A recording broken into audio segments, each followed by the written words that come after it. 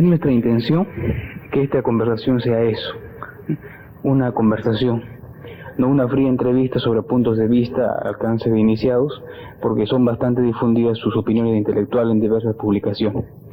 Ahora se trata de conversar, como usted me dijo el miércoles pasado, con el hermano mayor que vuelve al hogar, a su tierra natal. Hay un delicioso libro escrito por usted, cuyo título es Infancia en Tacna, en el que se hace mención a la casa paterna, a los amigos de sus padres, de la admirable dama que fue Olga Groma, su progenitor.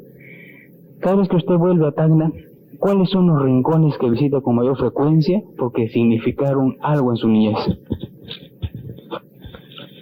En primer lugar, yo agradezco mucho a mi querido amigo Freddy Gambetta, a que considero efectivamente como mi hermano menor, como considero hermanos menores a todos los intelectuales, a los escritores de Tacna, y declaro con honda sinceridad que es una alegría inmensa para mí constatar que existe en Tacna un movimiento intelectual de gran valía, cuyos alcances no solamente son locales y regionales, sino tienen trascendencia nacional. Esto como palabras iniciales, sin lisonja alguna, porque yo nunca he adulado a nadie.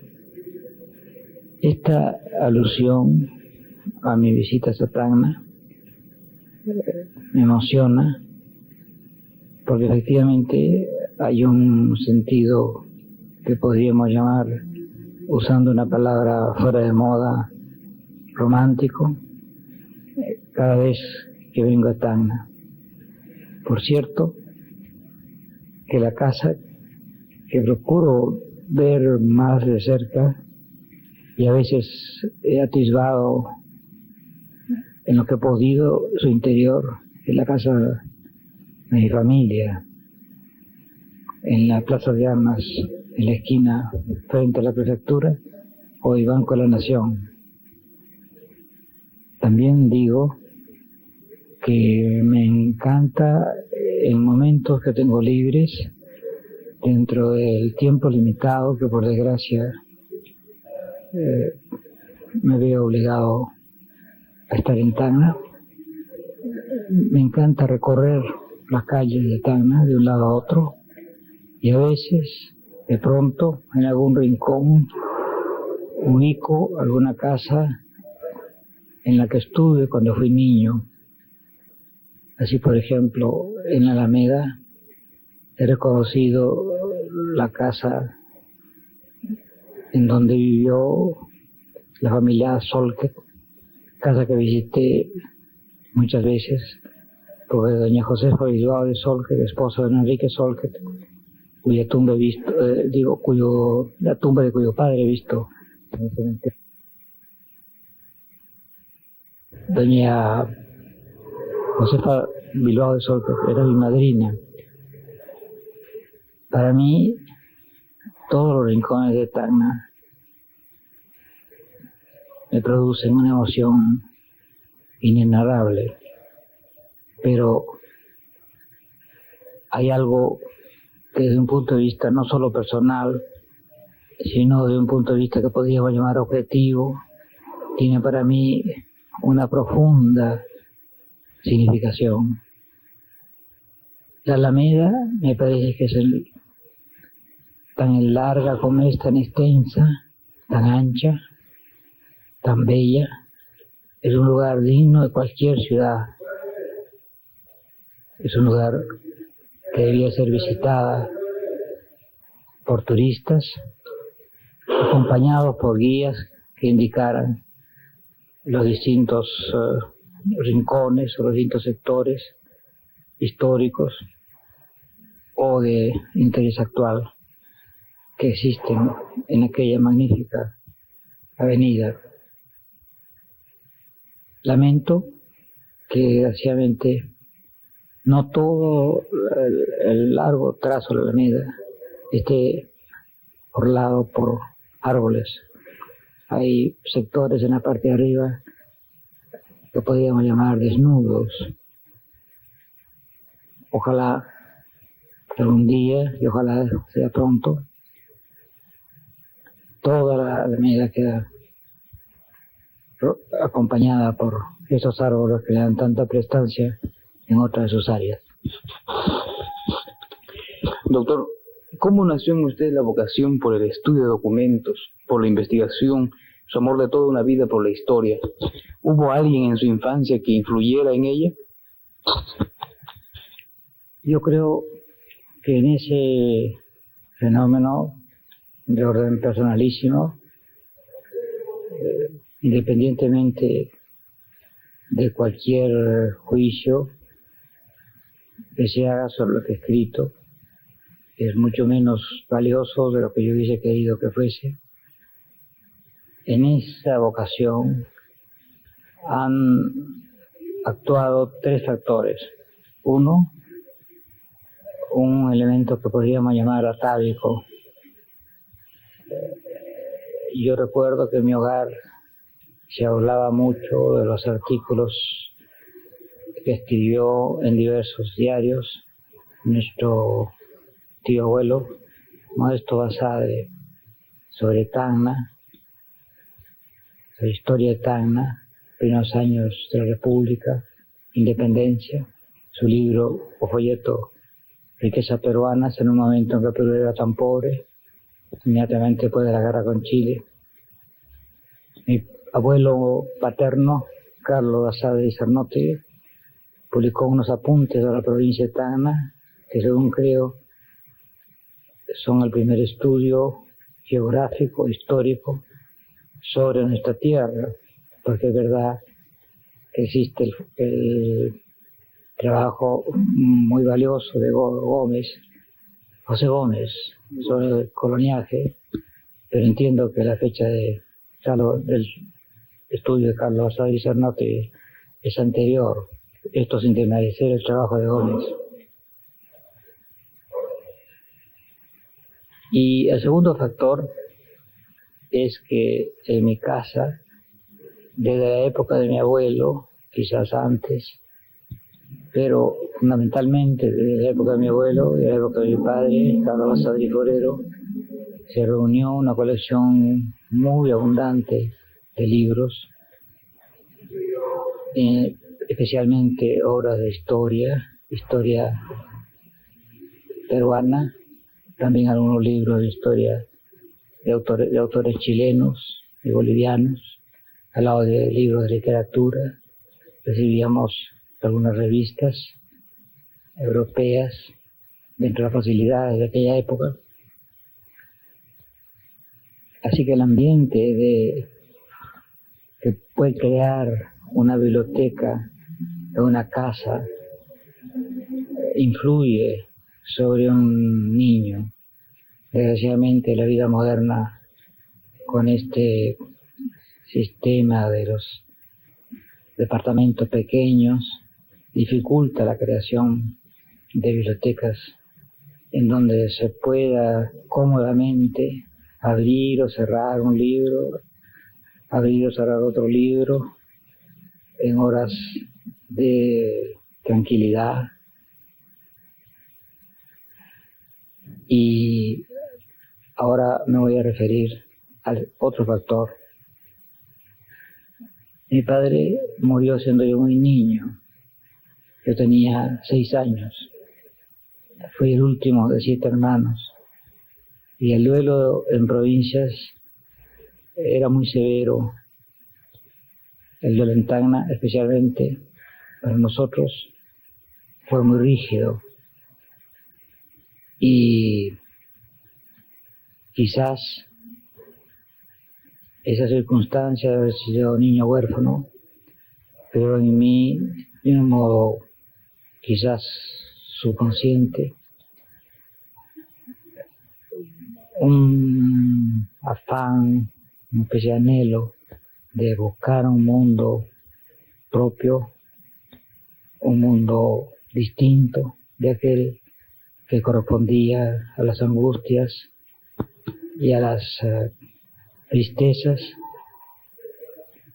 que veía a nuestro alrededor, porque la muerte de mi padre, Carlos Asadi Forero, coincidió con la intensificación de los esfuerzos destinados a chilenizar Tacna. Unos recuerdos más vivos de mi infancia, lo he dicho en ese libro, lo he repetido una otra vez, fue el de aquella noche en que peones del ferrocarril de Arica a La Paz vinieron a Tacna a hacer una manifestación porque no había masa chilena en Tacna que pudiera hacerla. Y estos trabajadores en su camino pasaron por la plaza de armas y arrojaron piedras sobre nuestra casa, y cuando nuestra casa quedaba en la esquina, las piedras cayeron por varios lados, destruyeron las imprentas del Tacora y de La Voz del Sur, destruyeron a Cruz de la Unión, y al regreso volvieron a apedrear con más furia nuestra casa. Así que ese mismo clima de una infancia triste quizás contribuyó a la vocación intelectual. Y ahora que por una alusión incidental he mencionado a los dos últimos periódicos peruanos de Tacna, quiero decir muy claramente que sin desmedro de la admiración que Tacna ha demostrado por Federico Barreto, en una apoteosis muy merecida, cuando sus restos volvieron a esta tierra, cumpliendo los deseos que él expresó en unos versos inolvidables, y ahí están sus restos en un bellísimo mausoleo en el cementerio. No debemos olvidar la figura de Roberto Freire, el director del Tacora, hombre de lucha, miembro de una dinastía de gente dedicada a menesteres intelectuales. Andrés Freire, su padre, había sido impresor y editor, instigador de actividades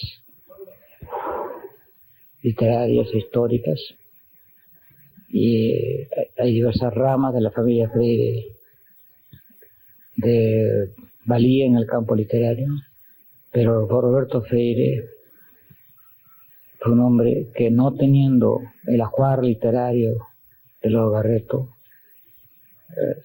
demostró en el Tacora una capacidad de lucha, un espíritu de guerrillero, una actitud de combatiente infatigable que alguna vez provocó la agresión personal contra él y la agresión contra familiares suyos. Me acuerdo haber visitado alguna vez casas de unas viejecitas Freire que habían sido golpeadas. Sin embargo, siguió adelante su campaña. El Tacora fue destruido y Freire murió pobre y olvidado algunos años más tarde. Doctor, los jóvenes de mi generación tenemos gran cariño al libro El alma de Tacna, escrito por usted juntamente con ese otro gran tacneño que es José Jiménez Borja. ¿Cómo nació la idea de ese libro? Cuéntenos algo de su amistad con Jiménez Borja, de los momentos vividos con él en Tacna, alguna anécdota. El libro Alma de Tacna, que salió el año 1926, surgió del anhelo de presentar un aspecto que por lo general era olvidado en los debates acerca del problema peruano-chileno, porque estos debates afrontaban problemas de orden jurídico, derecho internacional, el cumplimiento o no cumplimiento, trataban con la realización o no realización del plebiscito, etc. Nosotros quisimos exhibir otra faz, otro contenido en este problema, que era el contenido humano. O sea que no solamente se trataba de un debate de fronteras, un litigio entre dos países que estaban disputándose un territorio, sino que había ahí, en medio de ese conflicto, un pueblo, y que ese pueblo era el pueblo de Tacna, que tenía lo que he llamado un blasón democrático, porque Tacna no tiene una tradición ilustre colonial, sino Tacna se yergue en la época de independencia y sigue su trayectoria a través de la vida republicana y llega al sacrificio de la chilenización. Y ese aspecto humano del problema peruano-chileno, el problema que entonces se debatía, fue lo que quisimos resaltar y por eso lo llamamos el libro El alma de Tacna. Con José Jiménez Borja tengo una amistad de muchos años. Fuimos compañeros en la Universidad de San Marcos. Pertenecimos ambos a un grupo pequeño de tacneños, ariqueños y tarapaqueños que nos hacíamos la ilusión de que formábamos la Sociedad Juventud Tacna, Arica y Tarapacá, allá a fines del 19, o quizás fines del 18, y en los primeros años de la década de los 20. Esta Sociedad Juventud Tacna, Arica y Tarapacá funcionaba en un cuartito, en un tercer piso, en el portal de escribanos, dentro de condiciones misérrimas, y las sesiones eran todos los domingos. Nadie nos obligaba a asistir. A veces faltábamos, no concurríamos, pero de pronto nos venía de nuevo la emoción del recuerdo de Tacna y el amor de Tacna, y acudíamos a aquellas reuniones donde estaban otros tacneños de nuestra generación, entre los cuales voy a mencionar solamente a uno, porque sigue trabajando al servicio de la historia de Tacna, Carlos Alberto González Marín.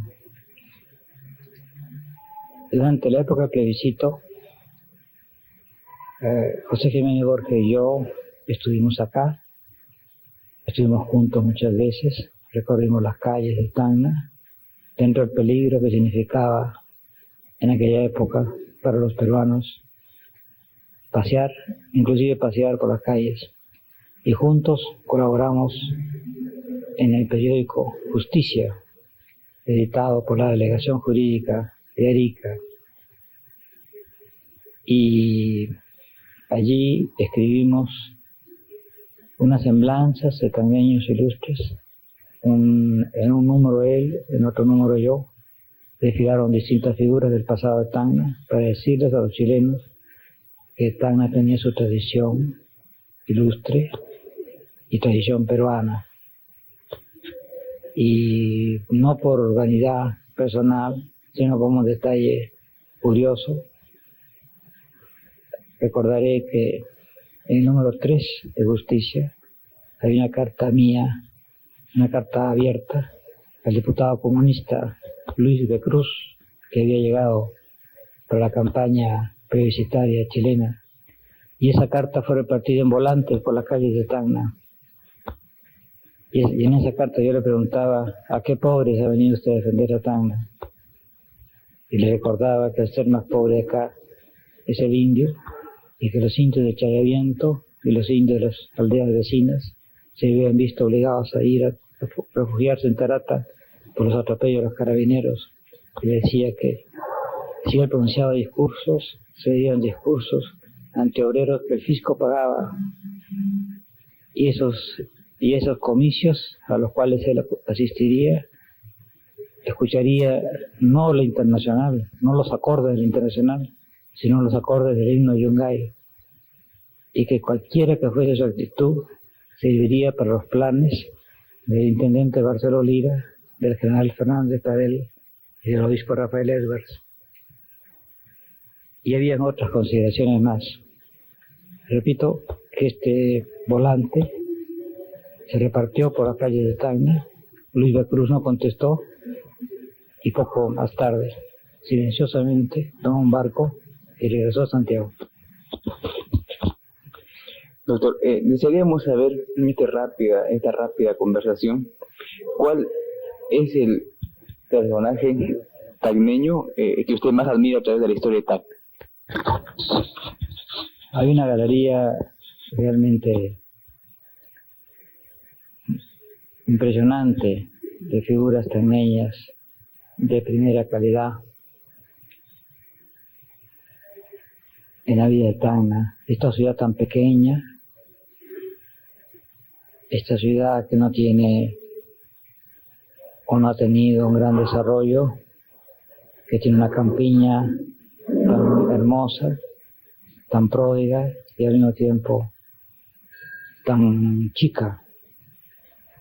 Esta ciudad en el extremo meridional del Perú, a veces olvidada, con mucha frecuencia olvidada, pospuesta, postergada.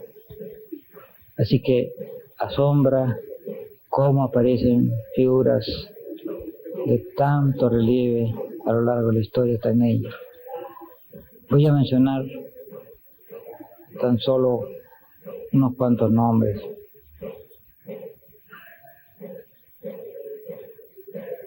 A mí me parece que tiene un hondo significado el hecho de que Toribio Ara y José Rosa Ara,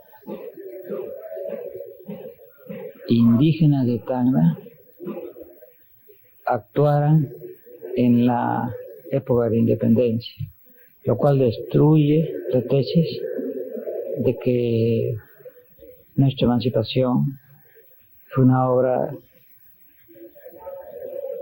que provino de solo un grupo social. Eso pudo haber ocurrido en otras partes del Perú, pero no en Tacna. Y allí el profundo simbolismo que representan las actitudes de estos hombres. Me refiero a José Rosa Ara, que tiene una importancia tan evidente en la historia de Tacna, que hay un conjunto residencial que lleva su nombre, según creo, y un busto de él. Pero aludo también a Toribio Ara, de quien existen documentos en la Biblioteca Nacional de Lima acerca de representaciones enérgicas de él en contra de los españoles, del trato que daban los españoles a los naturales de Tacna en el año 1792 o 1793. Pero la figura máxima de la vida tacneña me parece que es la figura de Vigil, un hombre que no ha sido estudiado todavía a fondo, porque su producción y sus actividades en el ámbito político e ideológico necesitan mayor investigación. De Vigil dijo González Prada que era como una columna de mármol a la orilla de un río cenagoso. La personalidad de Vigil, que puede ser discutida por algunos desde sus puntos de vista, que quizás no son los míos, o pueden ser los míos, no lo sé, que quizás aparezca ante los ojos de un intelectual del siglo XX como una figura encuadrada dentro de las limitaciones del siglo XIX. Todo eso me parece que tiene menos importancia frente al hecho de que hay a lo largo de toda la vida de Vigil una pureza de apóstol y al mismo tiempo pareciera como que algo tuviera de la encantadora ingenuidad de un niño, a pesar de que falleció ya muy anciano en 1875, o sea, dentro de un año que está muy cerca, digamos, dentro de un año que está muy cerca a convertirse en un centenario. Para los peruanos, decir historia de la República es pensar inmediatamente en el historiador, en Jorge Basadre. Aparte de esa obra monumental, ¿existe una entre todas las obras escritas por usted a la cual le tenga especial predilección? Le agradezco mucho, querido Freddy, esa referencia a la historia de la República, que considero exagerada, porque hay otras personas que han trabajado en el campo de la historia de la República, también o mejor que yo. En lo que respecta a mi obra, debo mencionar, ya que estamos en Tacna, el pequeño libro Mi infancia en Tacna, que ya está en estos momentos muy ampliado, muy desarrollado, y va a formar parte de un libro próximo que se llamará La vida y la historia, en donde voy a narrar recuerdos de mi vida y al mismo tiempo voy a exponer opiniones sobre distintos asuntos relacionados con cosas que he visto o de las cuales he sido actor o copartícipe. Debo también referirme al libro Introducción a las bases documentales para la historia de la República del Perú, que salió editado el año pasado, 1972. Este es un libro que reúne más de 16.000 fichas sobre historia republicana, folletos, libros, artículos de periódicos y revistas. No intenta hacer una obra completa, exhaustiva, por eso se llama simplemente Introducción y algo más, Introducción a las bases, o sea, que está revelando que se trata de una obra imperfecta. Pero en el prólogo de ese libro y en el exordio a cada capítulo y también en el apéndice, defino una serie de opiniones acerca del estudio que a través de tantos años he estado haciendo. Debo mencionar otro libro que tiene, para sorpresa mía, muchos lectores. Es Perú, Problema y Posibilidad, editado en 1931. Libro que pienso en un futuro cercano reeditar en su texto completo, en edición facsimilar, pero agregándole anexos a cada capítulo y exponiendo los puntos de vista que corresponden a mi posición en el momento actual, a los 40 años, debe haberse publicado Perú, Problema y Posibilidad. Se rumorea por ahí que el cargo de director de la Biblioteca Nacional se entregaría a un técnico, a un bibliotecario titulado. Usted, que fuera director de la Biblioteca Nacional, al igual que don Ricardo Palma, Manuel González Prada, ¿estaría de acuerdo con que se rompa esa, digamos, tradición de que un intelectual prominente ocupe ese cargo? Me permito señalar que mi presencia en la Biblioteca Nacional como director fue una especie de segunda parte de mi contacto con la biblioteca, porque yo fui empleado modesto de la biblioteca entre 1919 y 1930.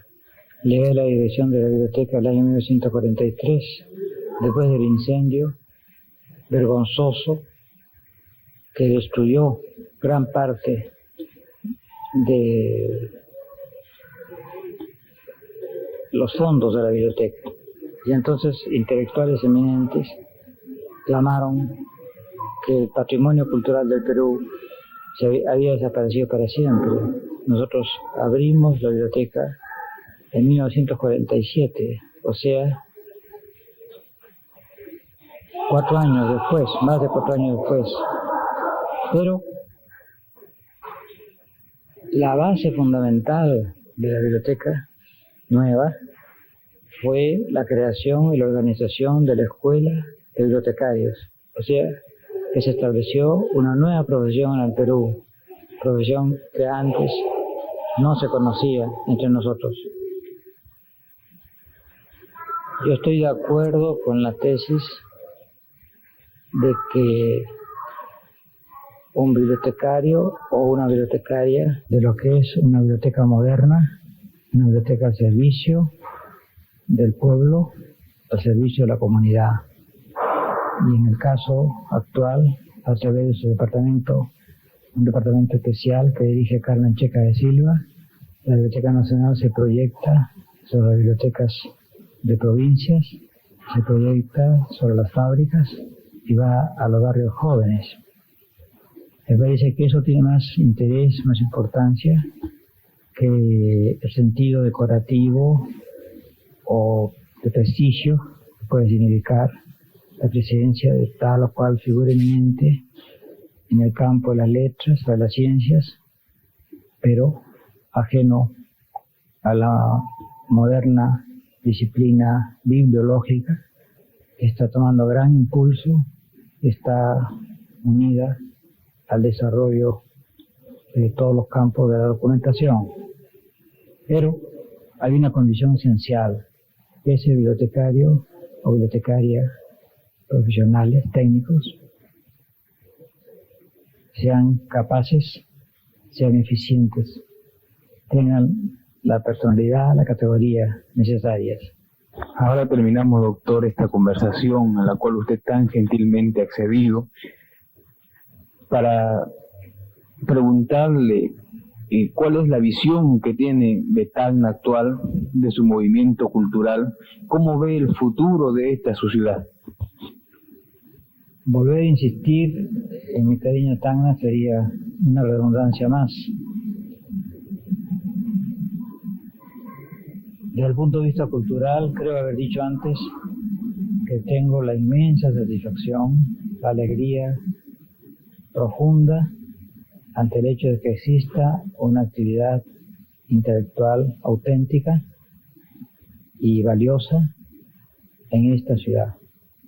Yo creo que la generación de tacneños jóvenes que escriben en los distintos campos de la vida intelectual no es inferior a quienes pertenecieron a la famosa bohemia tacneña de fines del siglo pasado y comienzos del siglo actual. Esto desde el punto de vista intelectual y cultural. Ahora, en relación con Tacna misma, me parece que está perdiendo, desgraciadamente, algunas de sus características.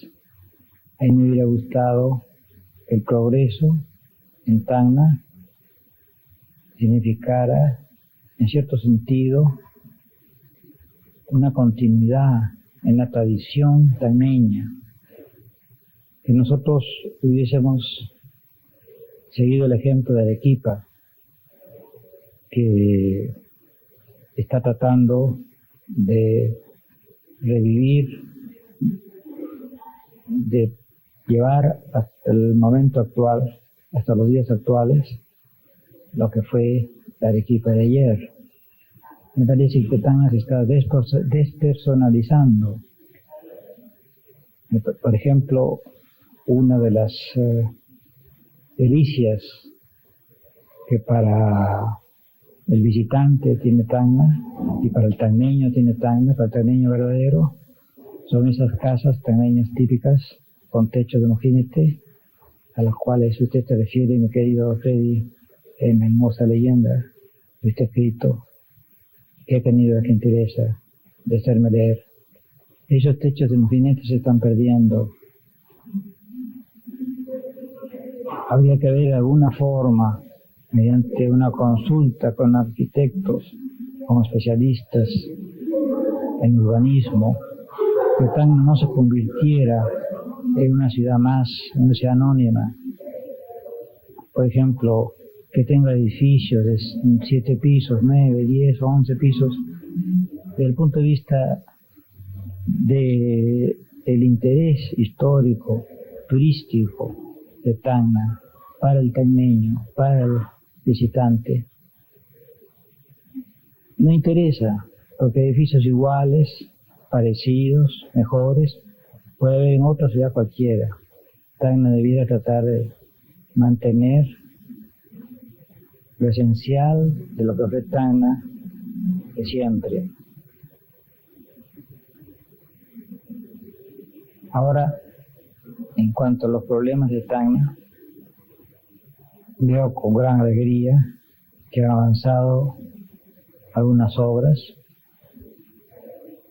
y aplaudo que el camino a Bolivia esté caminando, esté construyéndose. La tradición vincula a Tacna con Bolivia. En los reglamentos de comercio entre Perú y Bolivia del siglo XIX está señalada en forma específica cuál debe ser el camino entre Tacna, entre Arica y Bolivia, y ahí está Tacna, y la ruta entre Tacna y Bolivia. Y aunque hayamos perdido la zona del Tacora por un lamentable error en el Tratado de 1929, siempre debe tratarse de vincular a Tacna con Bolivia, y eso no iría en desmedro de las vías que unen o van a unir a Hilo o Matarani con Bolivia. También me parece que es muy importante el problema de irrigación. Hablaba antes de la campiña tacneña tan hermosa y al mismo tiempo tan chica. He visto que se va a hacer obras de irrigación en Nayarada. Excelente, algo digno de aplauso. Pero me parece que al mismo tiempo debiéramos ver con toda seriedad y con un sentido práctico, con tendencias a una realización lo más próxima posible, una irrigación más en grande, que inevitablemente tendría que incluir el problema del río Maule. También me dicen, yo no soy técnico en la materia, que es posible tomar agua de la Laguna Blanca. Y conversando con alguien que ha tenido relación con los estudios hechos en relación con Cuajone, parece que hay geólogos norteamericanos que han estudiado la posibilidad de utilizar para las obras de Cuajone aguas que vengan de los nevados, de las cordilleras que colindan con aquella zona, y desde el punto de vista geológico afirman que no sería imposible una labor análoga en relación con Tacna.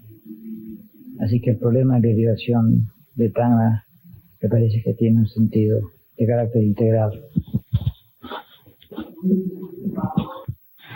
Quiero aclarar de una manera muy definida que no estoy atacando a nadie, que como tacneño tengo una profunda gratitud al general Juan Sánchez González,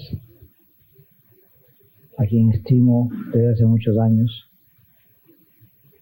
por su cariño, por su interés, por su devoción a Tacna. Y es a él a quien se deben obras importantes que aquí se han realizado. También expreso palabras de encomio al alcalde Humberto Acuña Cigalupo. Me estoy refiriendo a problemas de orden nacional que corresponden a una planificación de orden nacional que desborda el ámbito de Tacna, que ya corresponden a las altas esferas oficiales, especialmente al Instituto Nacional de Planificación, y ojalá que el Instituto Nacional de Planificación no olvide las necesidades fundamentales de Tacna. Doctor, muchas gracias. Me siento muy halagado de ser el portavoz de esta conversación que he tenido esta mañana con usted, conversación que llegará a todos los hogares de Tacna, como el periódico. Antes de terminar, quiero mandar un saludo de todo corazón, un saludo cariñoso de tacneño viejo, enraizado en esta tierra, no solamente por la sangre, sino también en el corazón. Un saludo a todos los tacneños y a todos aquellos que trabajan en esta tierra bendita. Muchas gracias.